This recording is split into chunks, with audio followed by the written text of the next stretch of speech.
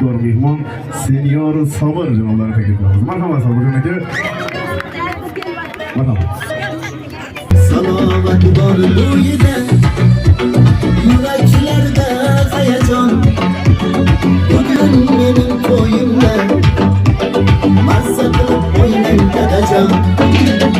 Salovat bor bo'yida, yuraklarda hayajon. Farzandingiz to'yida